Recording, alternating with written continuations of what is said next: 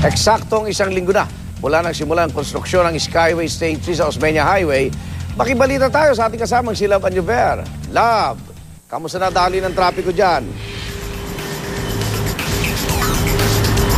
Igan, napakaganda ng umaga ng ating mga motorista dito sa kahabaan ng Osmeña Highway dahil tuloy-tuloy pa rin at walang problema. At ayon kay Metropolitan Manila Development Authority Chairman Tolentino, ay kakapagtakang araw na napakagaan itong nagdaang isang linggo. Napakagaan or naging magaan pa itong daloy ng trapiko sa magkabilang lane ng Osmeña Highway. Puso dito, Igan, doon sa pagsunod ng ating mga motorista na maghanap ng mga alternatibong ruta. No? So ang ating mga alternatibong ruta ngayon ay ginagamit na ng ating mga motorista na dumaraan nga dito sa Osmeña Highway nung hindi pa inuumpisahan itong konstruksyon ng Skyway Stage 3 project.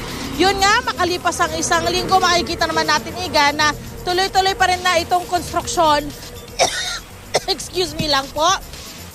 Dito nga kahabaan ng dito sa may kahabaan ng Osmeña Highway, no. At makikita natin na dalawang lane ang inuukupan nila. Naglagay na po sila dito ng mga concrete barriers para nga po mabigyan po sila ng working space dito nga po sa isinasagawang konstruksyon.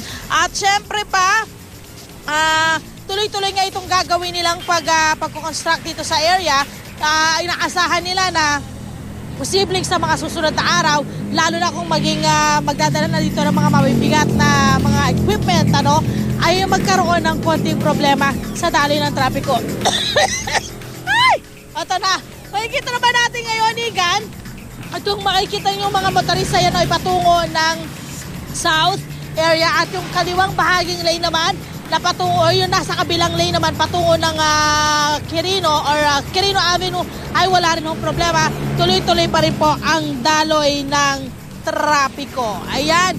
Mamaya naman, Igan, bibisitahin natin ang Naiya Road na nagkakaroon din po ng reblocking doon sa lugar, dyan sa may Naiya area.